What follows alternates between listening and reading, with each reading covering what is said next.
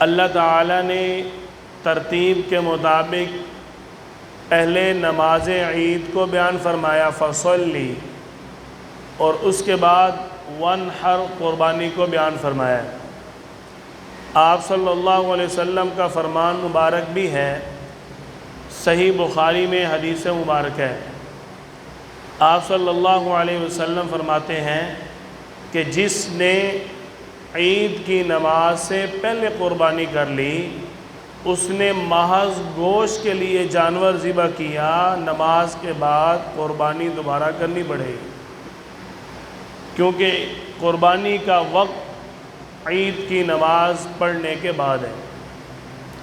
قربانی کے اوقات کے بارے میں اللہ تعالیٰ نے فرمایا لِيَشْهَدُوا مَنَافِعَ لَهُمْ وَيَذْكُرُوا اسْمَ اللَّهِ فِي أَيَّامٍ مَّعْلُومَاتٍ، کہ جو مقرر دن اللہ تعالیٰ نے تمہیں عطا فرمائے ہیں، ان دنوں میں لِيَذْكُرُوا اسْمَ اللَّهِ عَلَىٰ مَا رَزَقَهُم مِّن بَهِيمَةِ الْأَنْعَامِ، ان مقرر دنوں میں تم اپنے جانوروں پر، چوپاؤں پر اللہ کا نام لے کر ذبح کرو۔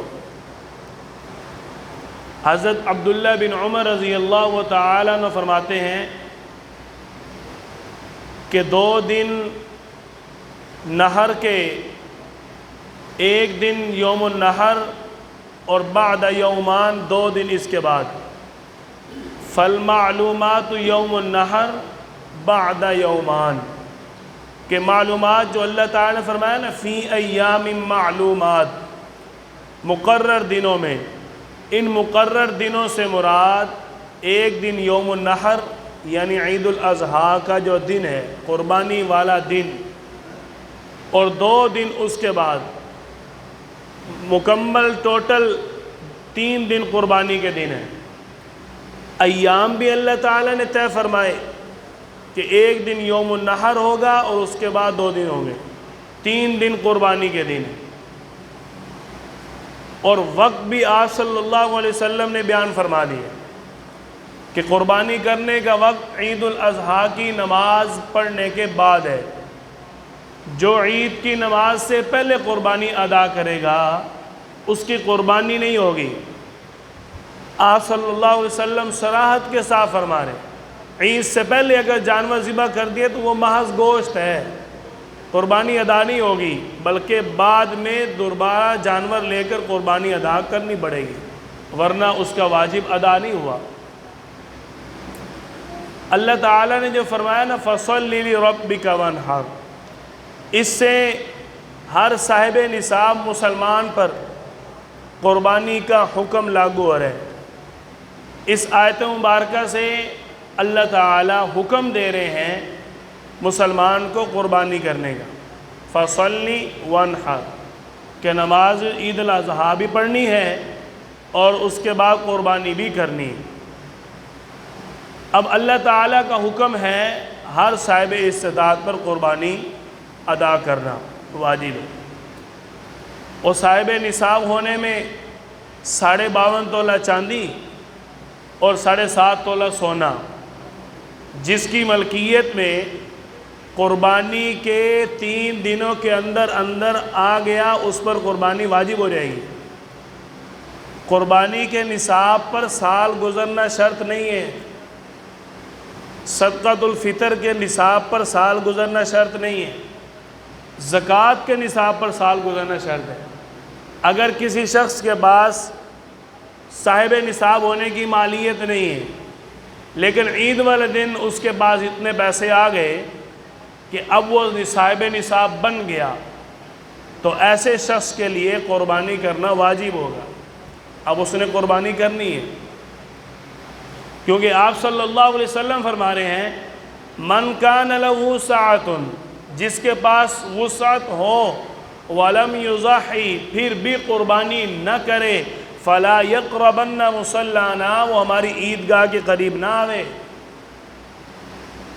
استطاعت ہونے کے باوجود، صاحب نصاب بننے کے باوجود، وسعت رکھنے کے باوجود بھی اگر قربانی ادا نہیں کرتا تو ایسے شخص کو آپ صلی اللہ علیہ وسلم نے دھتکارا ہے، وہ ہماری طرف نہ آئے، ہماری عیدگاہ کے قریب نہ آئے۔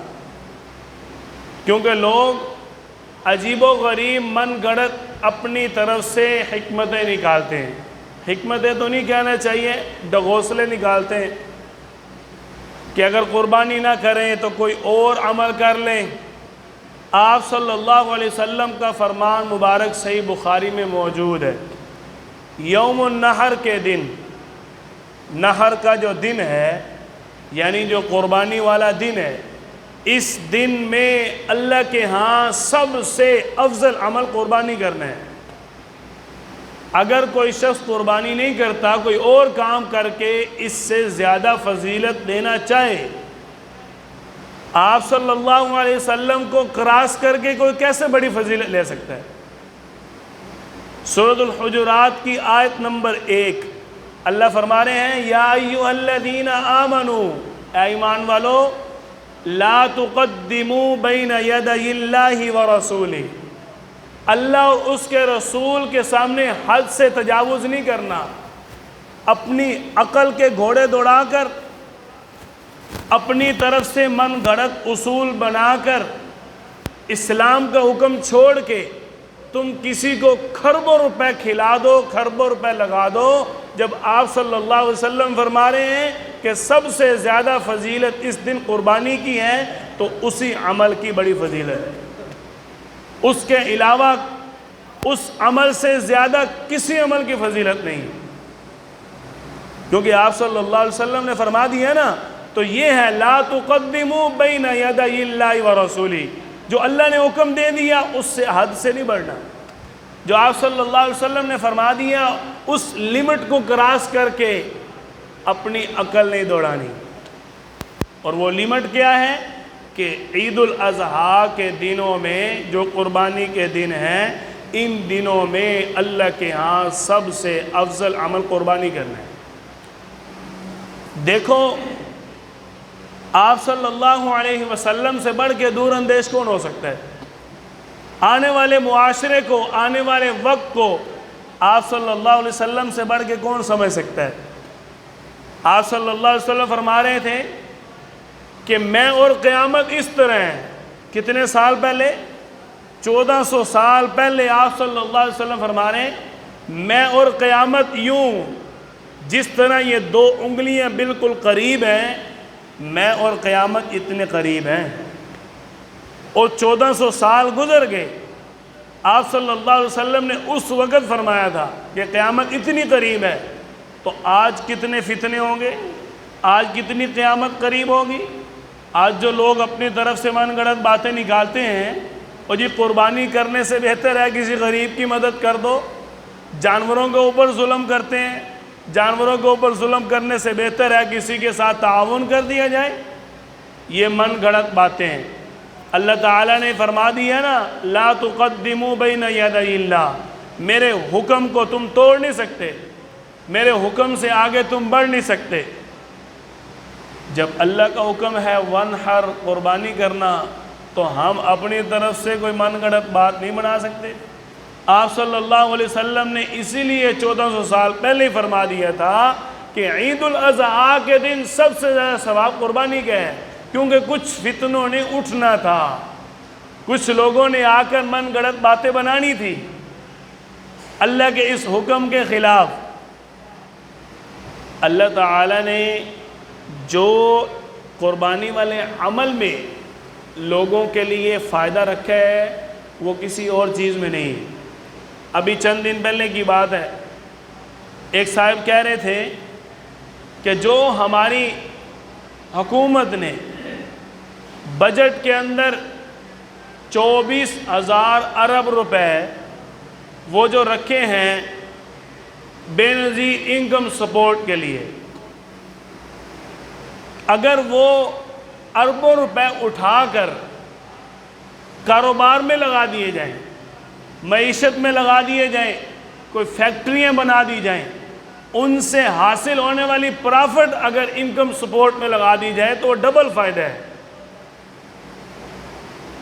ان کی وہ بات میرے ذہن میں فوراً کھٹکی کہ اللہ تعالیٰ نے جو قربانی والا عمل ہمیں دیا، اربوں روپے اس پہ خرچ ہوتے ہیں، اربوں روپے خرچ ہوتے ہیں نا. اگر وہ اربوں روپے اٹھا کر غریبوں تک پہنچا دیے جائیں، اس کا اتنا فائدہ نہیں ہے کہ ان اربوں روپے کو اللہ تعالیٰ معیشت میں لگوا رہے ہیں۔ جب تم ان اربوں روپے سے قربانی کرو گے، جانور پالنے والا بھی کاروبار کر رہے ہیں، جانور خرید کر انویسٹ کر کے بیچنے والا بھی کاروبار کر رہے ہیں، مزدور اس کی دیکھ بھال کر کے بھی روزگار کما رہے ہیں، اور جب جانوروں کو لوگ خرید کر ذبح کرتے ہیں، ذبح کرنے والا ہنر مند بھی پیسہ کما رہا ہے۔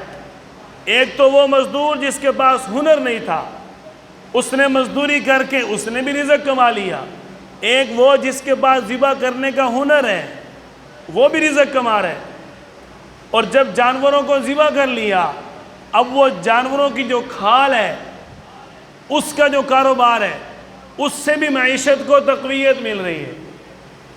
جانور کی کھال بکے گی، لوگ انویسٹ کریں گے، قربانی والے عمل سے پورا سال معیشت چلتی ہے، صرف قربانی کے 3 دن نہیں، پورا سال معیشت چل رہی ہوتی ہے۔ جنہوں نے کھالیں خریدی، دباغت دے کر ان کو محفوظ کیا، اب ان کی حفاظت کر کے آگے کپڑا بنایا جا رہا ہے۔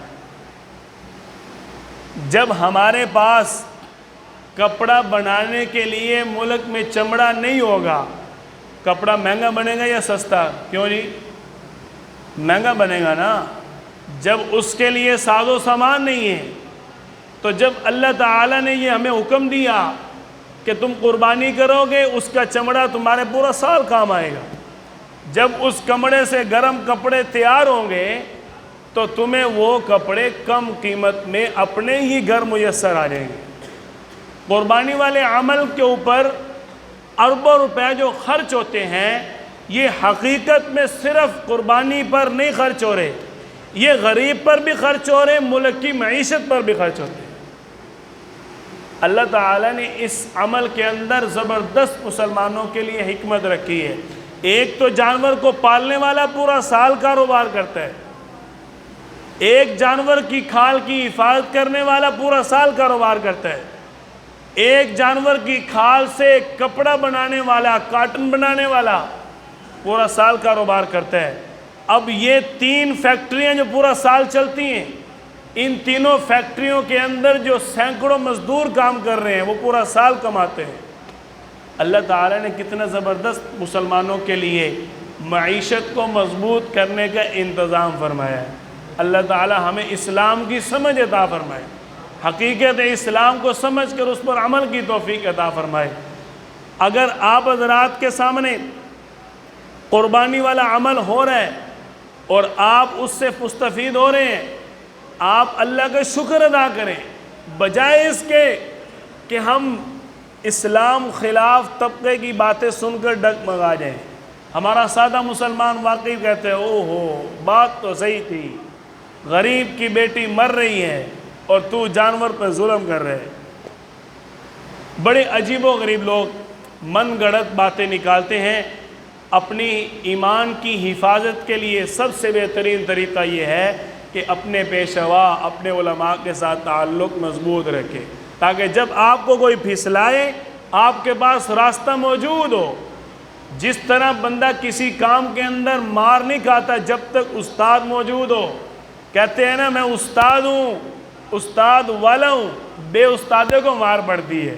تو آپ پوری زندگی اپنے استاد والی گزاریں، بے استادی زندگی گزاریں گے تو پھر ہو سکتا ہے آپ کے ایمان کو خطرہ ہو۔ اپنے ایمان کی حفاظت کے لیے ان باتوں کا خیال رکھنا ہوگا۔ اللہ تعالی ہم سب کے ایمان کی حفاظت فرمائے۔